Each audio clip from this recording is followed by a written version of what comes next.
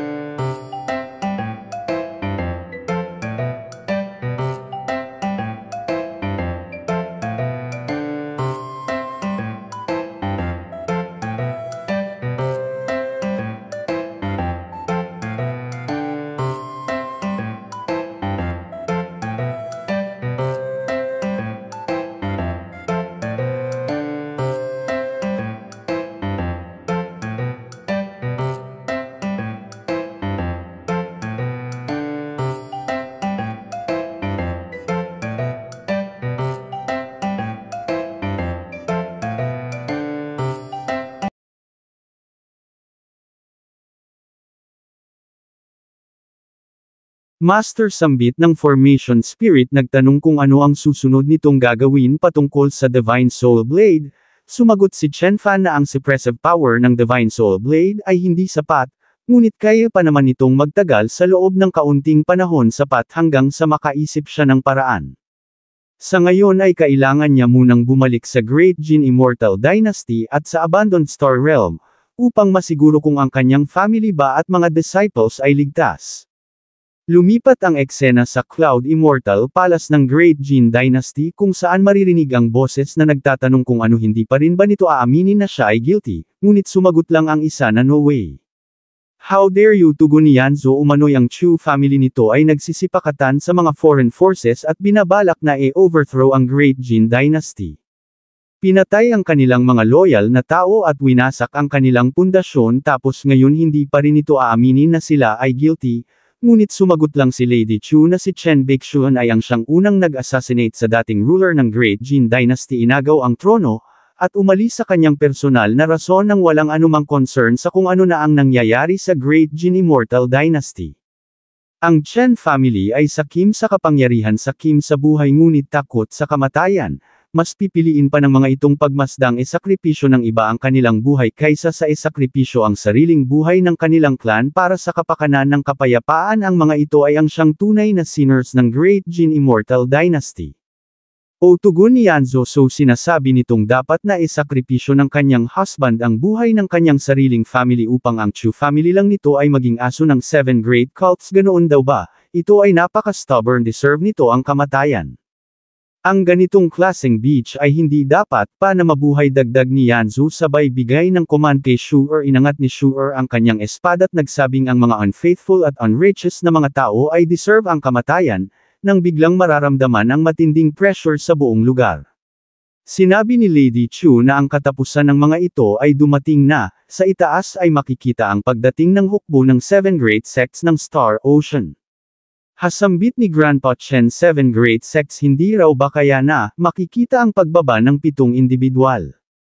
Ang narito ay si Vice Sect Master Ye Chenko ng Wuji Sect, Qiao Chenzang ng Fuyao Sect, at ang Second Divine Son ng Apollo Dynasty na si Qin Yun. Narito rin si Grand Elder Lindong ng Devil's Day Sect, Vice Sect Master Kungkong ng Nekong Sect at si Vice Sect Master Jiu Kyo ng Longevity Sect, at maging ang Second Immortal Master ng Taichu Divine Realm ay narito rin. Sinabi ni Vice Sect Master Chenko na ini-slaughter ni Chen Baekhyun ang mga Holy Sons ng 7 Great Sects ng Star Ocean, sadyang hindi lang sila nakapunta noon dahil sa boundary ng Abandoned Star Realm. Idinagdag ni Elder Lin na ngunit ngayong nalaman nilang si Chen Baekhyun ay naging Lord ng Great Jin Immortal Dynasty, sila ay agad na pumarito upang magpaabot ng paggalang. Idinagdag ng dalawa na sila ay nagtataka kung ang mga soul formation experts ba na katulad nila ay makakakuha sa atensyon ni Immortal Monarch Chen.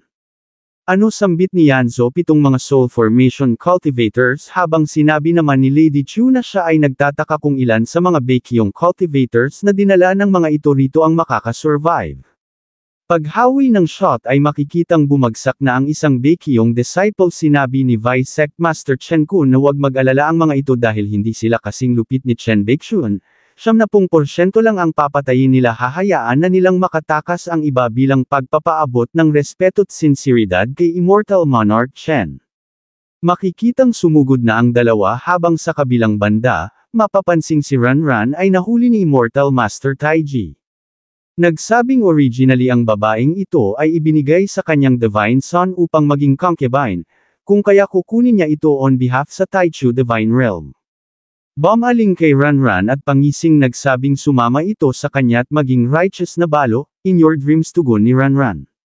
Little Widow na nasa ilalim ng kontrol ng isang soul formation cultivator sambit ni Immortal Master Taiji sabay lapit kay Ranran siya raw ay natatakot na kahit na gustuhin pa nitong mamatay, iyon ay hindi maaari.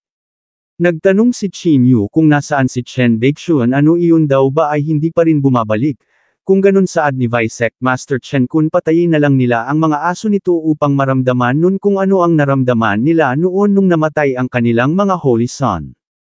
Nagsama ng sandata si Qin Yu at nagsabing pinatay ng taong iyon ang kanyang grandson na si Taizuan maging ang kanyang 5th at 7th brother, kaya ngayon papatayin niya ang mga babae at mga disciples nito. Agad na nagpakawala ng isang fire spear / wag mo akong kalimutan saad ni Elder Lin at umatake na rin.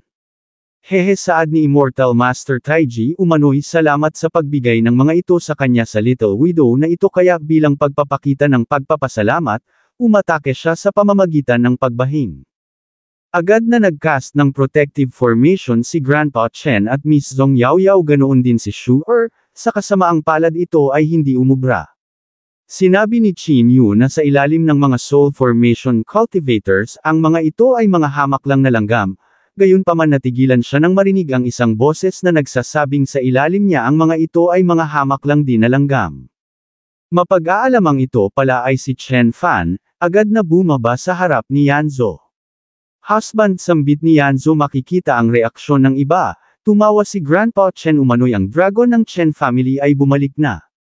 Agad na sumugod si Qin Yu ito raw ay mamatay na umatake, ngunit napakadali lang itong hinarang ni Chen Fan gamit ang isang protective formation. Nag-infuse ng Wu Chi at nag-cast ng isang spell, tumubo ang isang punong nag-e-emit ng hilang aura na siyang nagpagaling sa mga injuries ng mga injured disciples ng Baekhyong sect habang hinigup niya naman ang kaluluwa ng mga pumanaw na gamit ang Yuan daw sabay hagis at summon sa formation spirit protektahan daw nito ang kanyang mga tao na agad namang sinang-ayunan nito, sabay salubong sa paparating na namang atake. Nagsabing hindi niya alam kung ang mga ito ba'y lubhang napakatanda at nag-oulyanin na o sadyang mga ignorant lang talaga, gayunpaman ang mga ito'y hindi niya masisisi after all ang mga ito ay wala doon. Pagtataka ni Vice Sect Master Chen Kun nagtanong kung ano ang ibig nitong sabihin, sumagot si Chen Fan na ang tanging alam lang ng mga ito ay pinatay niya ang mga Holy Sons at Elders ng kanilang 7 great sects ngunit hindi alam ng mga ito na ang ginawa niyang pagpatay sa mga iyon ay napakadali lang na para bang siya ay nagtatagpas lang ng mga gulay at dumudurog ng mga langgam. Ang mga ito ay sasapitin din ng parehong paraan, mayabang sabat ni Vice Sect Master Jiu Q sabay activate sa kanyang artifact umatake na rin si Elder Lin, Qin Yu Vice Sect Master Kung Vice Sect Master Chen Kun at ang iba pa. Buntong hininga ni Chen Fan dapat daw kasi hindi na siya nag-expect pa sa mga ito sabay perform sa 4th form ng True Martial Divine Fist, ang Dragon Transformation, binasag ng napakadali ang mga paparating na atake tumagos kay Qin Yu at sa iba pa at pagbaling ng shot, mapapansing may kung anong bagay nang nasa kanyang kamay. Hasaad niya indeed talagang ito raw ay superior kaysa doon sa kay Lin Yang, kung ganun ibibigay niya ito sa mga tao ng kanyang Baekhyong sect, napamura si Elder Lin. Damit sigaw niya talagang nakuha nito ng direkta ang kanyang original technique, ngunit nagsummon lang ng espada si Chen Fan at nagsabing sariwa pa sa kanyang alaala ang ginawa niyang isa-isang pagpatay noon sa mga elders at holy sons ng 7 great sects at ngayon, ganoon din ang mangyayari sa mga ito. Inactivate ni Elder Lin ang kanyang Devil's Eye at agad na umatake ngunit napakadali lang itong binigyan ng counter ni Chen Fan. Umatake si Vice Sect Master Jiu Q gamit ang Bishu Soaring Strike hasambit ni Chen Fan kung ganun sabay pakawala ng isang sword slash na siyang naging dahilan upang bumaba ang cultivation level ni Vice Sect Master Jiu Q. Sumugod si Chen Fan gamit ang isang space art idinukot sa space ang kanyang kanang kamay upang sakalin si Vice Sect Master Jiu Q na siyang ikinagulantang nito. Sinabi ni Chen Fan na sa ganitong paraan niya rin pinatay si Lin Yang noon, ngunit nabaling ang atensyon niya kay Elder Lin na bigla na lang sumugod. Pinaikot-ikot ni Chen Fan ang kanyang immortal sword at nagsabing ang countdown sa pagbagsak ng 7 great cults ay magsisimula na ngayon. Sa malakas na boses ay nagsimula siyang magbilang sa 7. Sinubukang sumibat ni Vice Sect Master Gio Q na pasabi sa kanyang isip na ang kanyang cultivation level ay direktang bumaba sa Jindan Realm. Kailangan niyang tumakbo, nang biglang maririnig ang pagsambit ni Chen Fan ng 6 at agad na nagpakawala ng isang fist technique patungo sa kanya. Sumugod uli patungo kay Vice Master Chen Kun na agad namang nag-retaliate gamit ang Eagle's Choke. Gayunpaman sinabi lang ni Chen Fan na ang skill na ito ay katawa-tawa sabay hagi sa Immortal Sword na direktang tumama sa katawan ni Vice Sect Master Chen Kun. Ang kataway nagkapira-piraso kasabay ng pag-ikot nito, 5 bilang uli ni Chen Fan. Shen Baixuan sambit ng isang cultivator, umano'y pinatay nito ang kanilang mga elders. Kailangan nitong mamatay. Ngunit isang slash lang ng Flying Fairy ang isinagot ni Chen Fan na siyang naging katapusan ng mga ito at iba pang mga cultivators. Umulan ng dugo sa loob ng hall. Hasambit ng Formation Spirit, ang Master daw ay napaka-violent. Gayunpaman, ang kalaban ay higit na mas brutal. Mukhang talaga raw palang ang mayroon lang sa landas ng Immortal Cultivation ay mahihina at malalakas, mag-submit, pumatay o mamatay. Ang panalo ay ang siyang uukit sa kasaysayan, habang ang mga talunan naman ay wala nang iba pang magagawa kundi ang kumain ng alikabok at uminom ng puot. Mapapansing nagko-cultivate lang si Yanzhou Shu'er at iba pang mga disciples sa tabi ng longevity tree at paghawi ng shot, makikitang tumilapon na si Chen Zhang. Xinyu Kungkong Immortal Master Taiji, sigaw nito, sila raw ay magtulungan pag-isahin ang 7 Divine Swords at Divine Weapons, patayin ang taong ito gamit ang kanilang buong lakas. Thus ganoon na nga ang ginawa nila, sumugod patungo kay Chen Fan, maging ang kanilang army ay sumugod na rin. Sumalubong si Chen Fan ng direkta, bawat tagpas ay nagsasabing yung mga nambuli sa kanyang Baekhyong ay malabo nang makaalis dito ng buhay. Sumugod mula sa likod si Vice Sect Master kung sa kasamaang palad ng ang kanyang atake tatama na bigla na lang naglaho si Chen Fan, nagblink patungo sa kanyang likod, hati ang kanyang katawan mula sa slash ng Immortal Sword. Umatake si Qin Yu gamit ang isang spear technique, subalit biglang nasa harap niya na si Chen Fan, binigyan ng isang suntok sa sikmura. Ipinirform ni Chen Zhang ang True Figure of 10,000 Buddhas. Sa kasamaang palad nagbigay lang ng insulto si Chen Fan at binasag ang teknik sa pamamagitan ng isang sword slash. Nag-release ng matinding chi si Qin Yu, father, sigaw niya, tulungan siya nito. Agad na nag-transform, umatake gamit ang swallowing heaven and destroying earth. Nag-infuse ng chi si Chen Fan, nag-perform ng isang true martial law sword art, ang tinatawag na true martial sword technique. Agad na nagpakawala, sabay sabing sa mundong ito'y walang anumang bagay na hindi nababasag at hindi nawawasak. Maririnig ang pagsigaw ni Qin Yu. Muling sumugod upang tapusin ito, gayunpaman mayroong isang malaking kamay na hamarang kasabay ng pagsambit nito ng tigil, kinuha si Qin Yu. Shen Baixuan sambit nito, ang lugar na ito ay napakaliit para sa kanila, hihintayin niya itong lumabas. Hasambit ni Chen Fan, so ito ay ang Golden Crow Emperor. Umano'y siya ay hindi pa nagkakaroon ng bakanteng oras upang hanapin ito, buti naman at ito na mismo ang tumungo sa kanya. Ang Golden Crow Emperor na tinutukoy ni Chen Fan ay ang nilalang na ito. Shen Baixuan sambit ni Immortal Master Taiji, talaga raw palang ito ay malakas, kung ganun sumusuko na siya ngayon, maaari na raw ba siyang umalis? Pumalag si Vice Sect Master Gio Q sa sinabi niyang ito, ngunit sumagot lang si Immortal Master Taiji na ginawa niya na ang kanyang papel para sa Apollo Dynasty, isa pa nakuha niya na ang kailangan niya, kaya bakit naman hindi pa siya aalis? Ngunit sumigaw si Ranran kay Chen Fan na wag na itong mag-alala pa patungkol sa kanya, patayin na nito ang lahat ng ito. Nagcast ng isang sword art si Chen Fan, subalit agad na tumungo si Immortal Master Taiji sa likod ni Ranran, binabalak na gawing panangga. Sinabihan si Chen Fan na mukhang ang mga disciples nito ay mayroong napakataas na tingin sa kanya, gayunpaman ito raw ba ay magtatangka? At bakit naman hindi tugon ni Chen Fan, sabay pakawala sa mga flying swords. Agad na itinulak ni Immortal Master Taiji si Ranran patungo sa mga flying swords. See you later, saad niya sabay cast ng isang escape art, gayunpaman mapapansing umiwas ang flying swords kay Ranran at pagbaling ng shot, makikitang siya ay nasa mga bisig na ni Chen Fan. Sinabi ni Chen Fan kay Immortal Master Taiji na ito ay nagkakamali, nagpatuloy sa kanyang pagbibilang 3 sambit niya. tumama ang mga flying swords kay Immortal Master Taiji na siyang bumasag sa kanyang teknik. Bumaon ang mga flying sword sa kanyang katawan at ilang sandali lang, makikitang dadamputin na ni Chen Fan ang kanyang core. Maririnig ang pagsigaw ni Immortal Master Taiji. Naglabas ng isang artifact si Chen Fan at dito'y isinilid niya ang core ni Immortal Master Taiji, isinil kasabay ng isang fire art. Inihagis kay Ranran, nagsabing kinontrol niya ang lakas ng apoy upang ang kaluluwa nito'y habang buhay nang masusunog. Ngayon satisfy na raw ba ito? Oo, tugon ni Ranran at nagpasalamat sabay hingi ng tawad. Umano'y patawad dahil hindi niya naprotektahan ang maraming mga tao ng kanilang Baekhyong, ngunit sumagot lang si Chen Fan na ayos lang yun. Nakolekta niya na ang kaluluwa ng mga iyon, hindi mahirap para sa kanya na i-revive ang mga iyon anumang oras. Hindi diyang Churan pighil ni Ranran sa kanyang sarili. Umano'y hindi ito ang tamang oras upang sabihing na miss niya ito ng husto o kaya naman hawak niya pa rin ang espadang ibinigay nito, nang biglang tumakas si Vice Sect Master Gyokyu. Immortal Monarch, saad ni Ranran. Nakatakas yung isa, agad na humabol si Chen Fan at nagsabing iyon ay hindi makakatakbo. Pagdating niya sa itaas ay hamarang ang ilang mga cultivators ng 7 Great Cults, ngunit sumugod lang ng direkta si Chen Fan sa bicycle kay Vice Sect Master Gyokyu na ngayon ay nakapagpalit na ng anyo. So saad niya, so ito raw pala ay magaling sa pagtatago. Ano, sambit ni Vice Sect Master Gyokyu sa kanyang pagkabigla. Umano'y ang kanyang concealment ay napakahirap na i-detect, kahit nga raw si Lord Fuyao ay nahihirapan siyang ma-detect ng ganoon kadali. Papaano siya nito nahanap? Inangat ni Chen Fan ang Immortal Sword at nagsabing iyon ay dahil sa siya ay mas malakas kaysa sa Lord Fuyao na sinasabi nito. Teka lang, sabat ni Vice Sect Master Gyokyu, maaari raw nila itong pag-usapan, maaari silang magkaroon ng deal. Ngunit parang walang narinig si Chen Fan, nagpatuloy lang sa pag-swing na siyang naging katapusan ni Vice Sect Master Gyokyu sabay tuloy sa kanyang pagbibilang.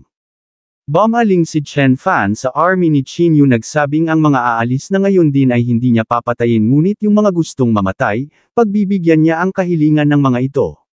Sinabi ng isang sundalo na ngunit kapag umalis sila rito ngayon tiyak na iwa-wipe out sila ng Great Golden Crow Emperor, at kung mamatay naman sila rito, sila ay mamamatay ng may karangalan. Long live Apollo Dynasty, sigaw ng isa at ito'y paulit-ulit na ring isinigaw ng iba pa. Hay, buntong hininga ni Chen Fan. Kung ganun, kalimutan na lang ng mga ito ang sinabi niya kanina sabay release ng atakeng tinatawag na Blue Fall Sword Chop patungo sa mga sundalo. Ano, sambit ng isa, nagtaka ng mapansing siya ay buhay pa rin, habang napansin naman ng iba na ang kanilang cultivation ay naglaho.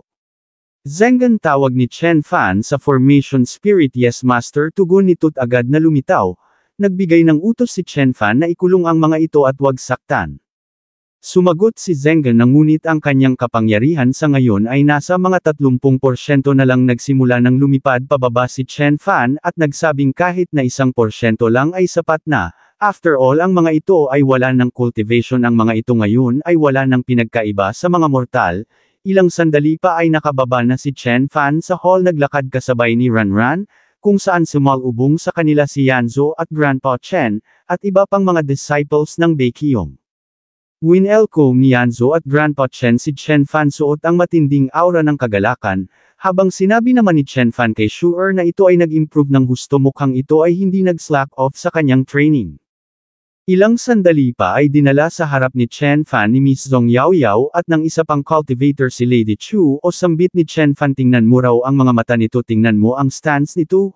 Well, naiintindihan niya raw ang choice at posisyon nito, ngunit sumagot lang si Lady Chu na kung ito ay isang lalaki patayin na siya nito ngayon din.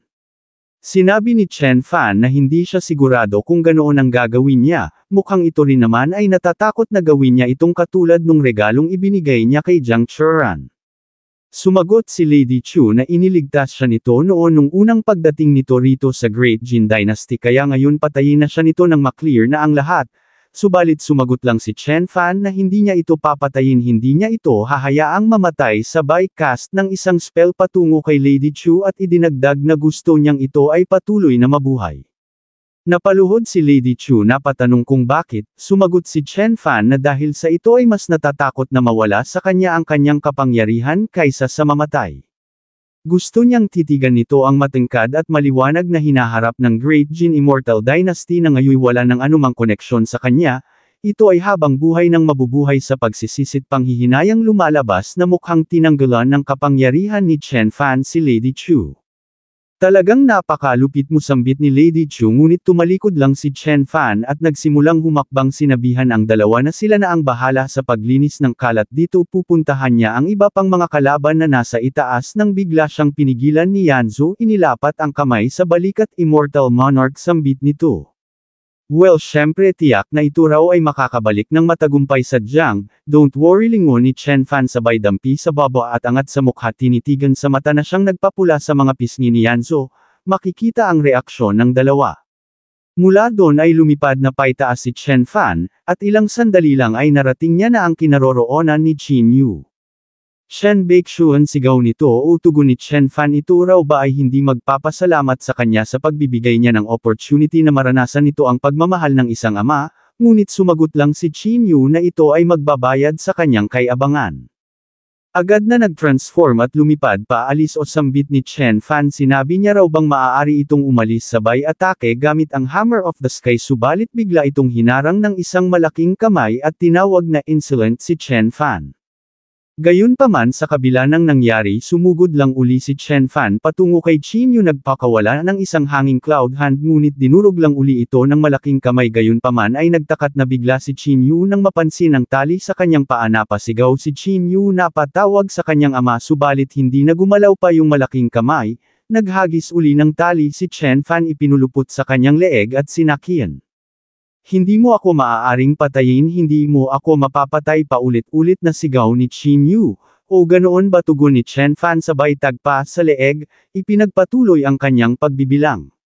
Dahan-daang bumagsak ang transformed na katawan ni Qin Yu hanggang sa ito ay nalunod na sa kalaliman ng kalawakan sinabi ni Chen Fan na siya na si Chen Baixuan ay gagawin kung ano ang sinabi niya, papatayin niya ang sinumang mga ahas na mag-violate sa kanyang teritoryo. Biglang bumukas ang isang formation portal kasabay ng dahan-daang paglitaw ng isang tukay isinasambit ang pangalang Chen Baixuan, mukhang ito na yung Golden Crow Emperor, gayunpaman hindi ko alam kung bakit bigla na lang naging ganito ang translation tingnan nyo ang sinabi ni Yanzo Golden Horse Emperor na ang tawag niya. Hasambit ni Grandpa Chen talagang ito ay lumitaw sa kanyang tunay na katawan mukhang ito raw ay galit na galit, sinabi ni Ranran na hindi matatalo ang Immortal Monarch. Golden Crow Emperor sambit ni Chen Fan sa wakas tayo'y nagkita na, ngunit sumagot lang ang Emperor na ito ay sumobra na. Sinabi ni Chen Fan na pinatay ng mga descendants nito ang hindi mabilang na mga inosenteng mortal pati na ang mga tao ng kanyang Baekhyun at Great Jin Immortal Dynasty, habang siya ang ginawa niya lang ay ang patayin yung mga hangal na iyon kaya paano naman daw ba siya sumobra. Sumagot ang Emperor na ngunit ang bilyon-bilyong buhay na nilalang ay hindi kayang tumbasan ng isang patak ng dugo ng kanyang bloodline sabay release ng matinding aura at nagsabing ni hindi niya na nga raw kailangan pang gamitin ang kanyang mga techniques ang aura niya pa lang ay sapat na upang durugan ang mga langgam na tulad nito, ngunit nag-release lang ng wood aura si Chen Fan at nagsabing hinding-hindi maiintindihan ng mga palaka sa balon ang karagatan. Pagtataka ng Emperor nagtanong kung ano ang ibig nitong sabihin, nagsama ng espada si Chen Fan at nagsabing kung alam lang nito kung sino ang pinatay niya kailan lang malamang ito ay hindi na mangangahas pa na tumungo rito gayunpaman since nandito na ito ay hindi na makakabalik pa, agad na sumugod. Teka lang sambit ng Emperor ito ay ang kapangyarihan ng karma dugtong ni Chen Fan sabay pakawala ng isang slash. Asambit ng Emperor so mayroon itong ganoon karaming immortal techniques, sorry tugon ni Chen Fan siya raw ay mayroong maraming alam na bagay kayang-kaya niyang gawin ang kahit na anong gusto niya, ayon sa English translator idiniliver ni Chen Fan ang linyang iyon sa wikang Ingles. O tugon ng Emperor so iniisip daw ba nitong mapapahina siya nito sa pamamagitan ng pagtagpa sa kanyang koneksyon sa Apollo Dynasty kung ganun ang masasabi niya lang ito ay nagkakamali. Hindi niya na kailangang maging parte pa ng Apollo Dynasty ang kanyang kapangyarihan ay mas concentrated at mas powerful. Tugon ni Chen Fan so iniisip nitong pinutol niya ang koneksyon nito sa Sun God Dynasty upang ito ay pahinain, pues ito raw ay nagkakamali. Ang pinutol niya ay ang koneksyon nito sa pagtakas ng ito'y mamatay rito sa desperasyon. Ano gulat na sambit ng Emperor na patanong kung papaano iyon naging posible, Ngayon patanong na sambit ni Chen Fan anong teknik daw ba ang gagamitin niya upang patayin ito, mukhang ang pagkakaroon din pala ng maraming techniques ay troublesome. Sa karagatan ng kamalayan ni Chen Fan ay sinabi ng Ancient Demon na actually sinusunog nito ang kanyang power of life. Ano tugon ni Chen Fan? Ito raw ba ay naiinggit na siya ay nakatagpo ng mas mahirap na kalaban kumpara rito? Tugon ng Ancient Demon, sige lang, magpatuloy lang ito sa pagsusunog hanggang sa mawalan na ito ng sapat na kapangyarihan upang masuppress siya. O ganoon ba, tugon ni Chen Fan? Kung ganun, panahon na lang ang makakapagbigay ng sagot na pag-isipan niya na ang patungkol sa bagay na iyon.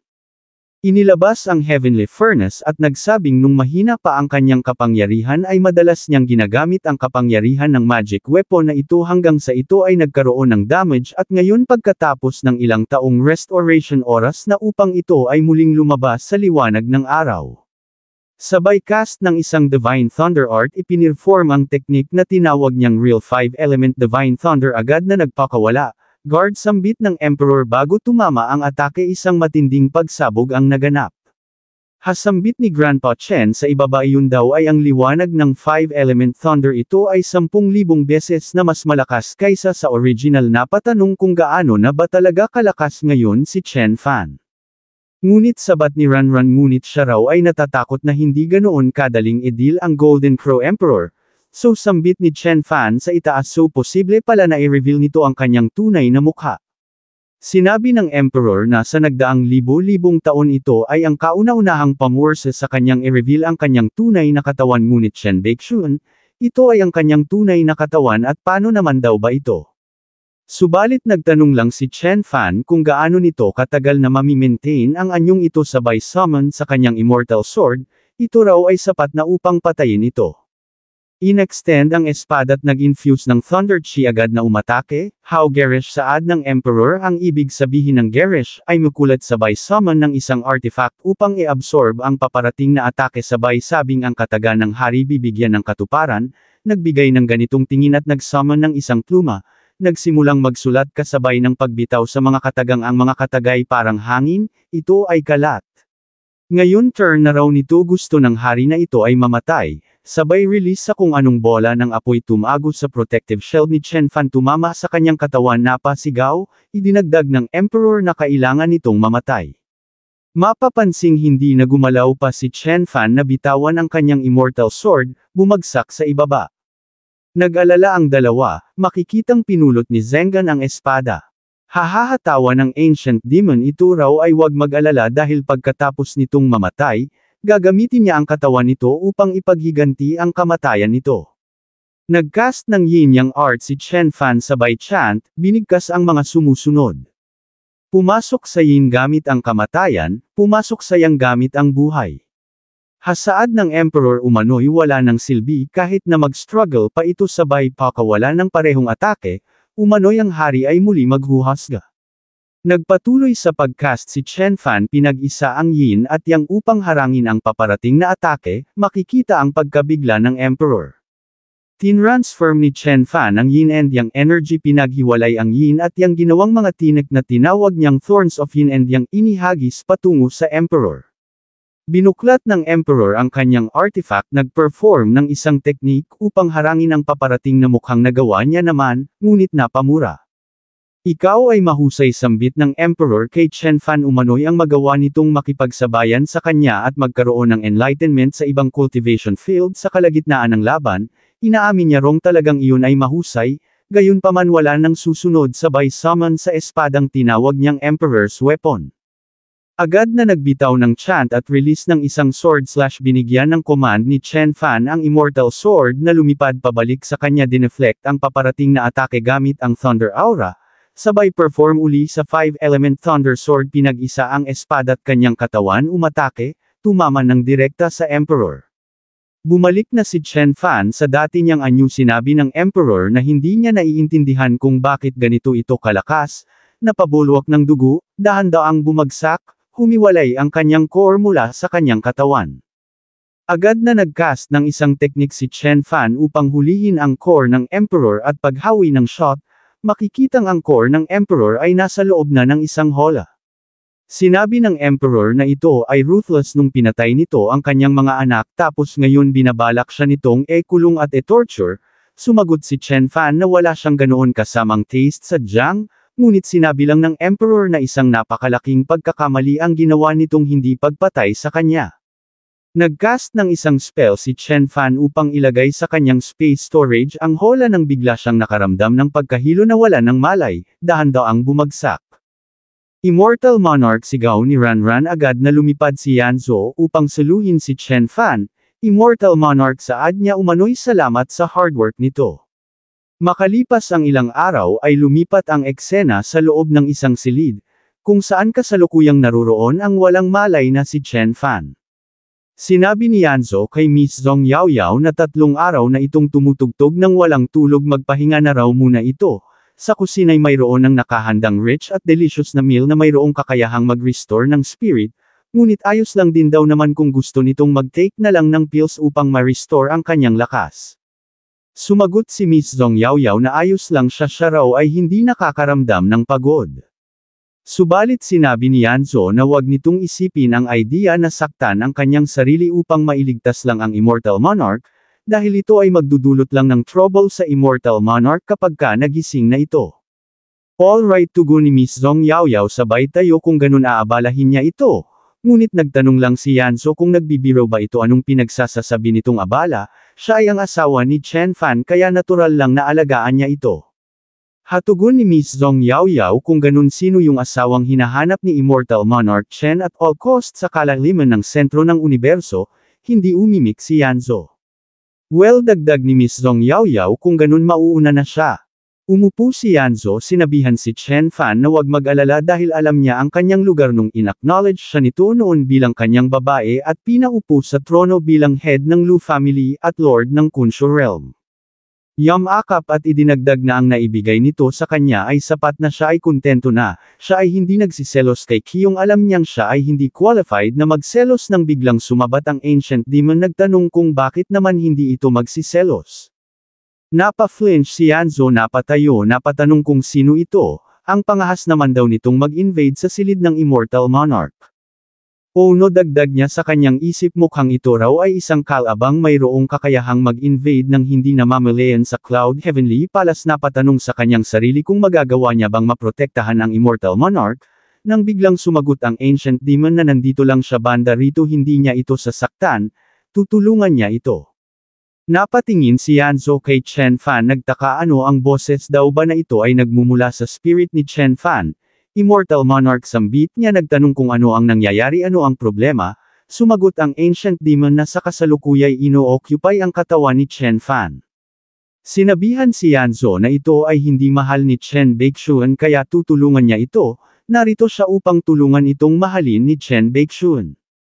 Bumangon ikaw, ay patanong na sambit ni Yanzo, idinagdag ng Ancient Demon na hanggat mabuntis lang ito ay automatic nang magkakaroon ng puwang sa puso ni Chen Baixuan kaya hindi na nito kailangang magselos pa sa kahit na sino man magpakailanman, ang kailangan lang ay ang mabuntis ito. Umalangaw-ngaw ang sigaw ni Yanzo sa buong silid, pamatong ang Ancient Demon, hindi sigaw ni Yanzo, ito raw ay hindi ang Immortal Monarch, hindi gagawin ng Immortal Monarch ang ganitong bagay. Gayunpaman sumagot lang ang Ancient Demon na ito ay hindi makaka-resist dahil ito ay ang pinakauhaw na pagnanais ng kanyang kaluluwa, pakikipagtalik, at magbigay ng kapanganakan sa isang sanggol. Hindi wag sigaw ni Yanzo, Immortal Monarch, gumising daw ito, ilang sandali pa ay nasasahig na ang damit at sapatos ni Yanzo, hindi sigaw niya, hindi niya raw gusto ang ganito, Chen Fan, gumising daw ito. Sa loob ng kamalayan ni Chen Fan ay sinabi ng Ancient Demon na wag itong mag-alala dahil imbes na kunin niya ang katawan nito, mas pipiliin niyang magkaroon ng sariling katawan. Siya ay sisibol sa sinapupunan ng babaeng ito at magko-coexist sa katawan nito, i-absorb niya ang lahat ng kapangyarihan at life force nito, tiyak na ito ay karangalan para sa babaeng ito, at then kapag ang lahat ay naisakatuparan na matitiis pa raw ba nitong patayin siya na technically magiging anak na nito. Binitawan si Chen Fan at nagpakawala ng isang napakalutong na tawa. May kung anong liwanag na lumitaw sa itaas, hasambit ng Ancient Demon, ang panahon ay hinog na, Pilit na iminulat ni Chen Fan ang kanyang mata nagsabing siya ay muling mabubuhay, siya ay nakapagbitaw na ng sumpang poprotektahan ang lahat ng mga nagmamahal sa kanya at hindi mag-iiwan ng anumang regrets, ito ay hinding-hindi niya hahayaan. Refine sigaw niya mapapansin ang pagbulusok ng napakatinding aura saad ng Ancient Demon. Ano gusto nitong i-refine ang kanyang sarili kung ganun ito ay mamamatay kasabay niya, hindi siya raw ay magtatagumpay at mabubuhay muli. Ngunit sumagot lang si Chen Fan na ito ay hindi worthy na isuot ang kanyang apelyido at tuluyang sinupres ang Ancient Demon. Wag sigaw ni Yanzo, nang bigla na lang bumagsak ang katawan ni Chen Fan. Itinulak ito ng bahagya ni Yanzo at gamulong pababa sa kama, napa-exhale ng malakas at agad na bumaling. Immortal Monarch sigaw ni Miss Zhong Yaoyao. Sister Lu sigaw ni Shu'er kasabay ng pagbukas ng pinto, maging si Zhong Ziming ay pumasok na rin. Sinabi ni Ziming na ang buong Heaven Cloud Palace ay umayanig kaya pumunta sila rito upang malaman kung mayroon bang kung anong aksidenteng nangyari, gayunpaman hindi niya raw ini-expect ang ganitong uri ng accident. Mapapansing maging si Grandpa Chen ay narito na rin, sinabi ni Miss Zhong Yaoyao kay Yanzo na hindi nila mabuksan ang pinto kanina kahit na anong gawin nila, ngunit ngayon lang ay bigla na lang itong nagbukas kaya sila ay nakapasok. Ang stinky brother na ito sambit ni Shu'er sabay lingon kay Chen Fan. Ang pangahas naman daw nitong tratuhan ng ganito si Sister Lu, nagtanong si Miss Zhong Yaoyao kay Yanzo kung palagi ba itong nagsasuffer ng ganito. Huwag kang magsalita ng nonsense, tugon ni Yanzo, sadyang na-invade lang daw talaga ng evil na nilalang ang consciousness ng Immortal Monarch. Ayos lang siya, tingnan na lang daw ng mga ito ang Immortal Monarch nang biglang lumitaw ang Great Dao Furnace Sutra sa itaas ni Chen Fan. Hinigup ang kanyang katawan na siyang ikinagulantang ng lahat. Napatanong kung ano ang nangyayari, ang furnace ay agad na lumipad palabas. Makalipas ang 3 taon sa loob ng isang silid ay sinabi ni Yanzo na ang patungkol sa Apollo Dynasty ay nagawa ng masettle ni Ranran. Iyon ay great, Immortal Monarch, ito raw ba ay ayos lang. Self-refining, pagbaba ng cultivation saad ng Golden Crow Emperor kay Chen Fan sa loob ng furnace. Ito raw ay nagkakaroon pa rin ng difficulty sa pagwasak sa demonic being na ito, maging siya raw ay medyo natatakot na rin. Sumagot si Chen Fan na iyon ay hindi na mahalaga pa dahil maging nung ancient times, ang tanging nagawa lang ng mga dating true immortals ay ang isuppress ang nilalang na ito sa Middle Earth Starfield. Hindi niya uulitin ang ganoong klaseng unrealistic na fantasy. Shen Baixuan sabat ng Ancient Demon siya raw ay hindi nito masusuppress ng tuluyan hanggat siya lang ay magkaroon ng pagkakataon. Siya ay, okay got it, tugon ni Chen Fan. Idinagdag ni Chen Fan na siya ay mayroong 3 immortal body blessings kaya kahit na kaunting patak na lang ng cultivation ang natitira sa kanya, iyon ay hindi big deal dahil ang kailangan niya lang namang gawin ay ang muling mag-cultivate ng dahan-dahan. Nagcast ng isang art nagsabing kailangan niyang ipaalam ang kanyang kaligtasan sa mga tao ng Baekhyun nang ang mga iyon ay hindi na mag-alala padalhin nito ang kanyang mensahe, kumawala ang piraso ng kanyang spiritual consciousness. Sinabi ng Emperor na sa ngayon ang masasabi niya lang ito ay hindi na worthy na maging ruler ng Great Jin Immortal Dynasty. Ngunit nagtanong lang si Chen Fan kung ang pagiging ruler ba ng isang dynasty o kaya naman ng isang clan ang ultimate goal sa pagbagtas sa landas ng immortal cultivation. Sinabi ng Emperor na ang landas ng immortal cultivation ay patungkol sa yaman at techniques kung saan kinakain ng mga malalakas ang mga mahihina. Kaya habang pataas ng pataas ang iyong posisyon, iyon ay nangangahulugan lang din na mas maraming resources ang mapapa sa iyong kamay. Ang pag-struggle para sa kapangyarihan at profit ay ang siyang hindi matotekasang tagpo sa landas ng immortal cultivation. Well, tugon ni Chen Fan, perhaps ang mga sinasabi nito'y mayroong sense, gayunpaman ang gusto niyang mangyari panatilihin ang kapayapaan ng kalangitan para sa mga taong nagmamahal sa kanya. Lumipat ang eksena sa sentro ng universo kung saan isinasagawa ang huling linggo ng Immortal Sect's Higher Ups Meeting. Sinabi ng isa na ang 5 Elements Immortal Sect ay opisyal na nilang tinanggal sa hanay ng mga Immortal Sects. Ito ay settled na, magmula sa araw na ito ang 5 Elements Immortal Sect ay mapapalitan na ng pangalan, ito ay tatawagan na bilang 5 Elements Holy Land. Well, sambit ng isa, siya raw ay ang representative ng 5 Elements Holy Land, naiintindihan niya raw.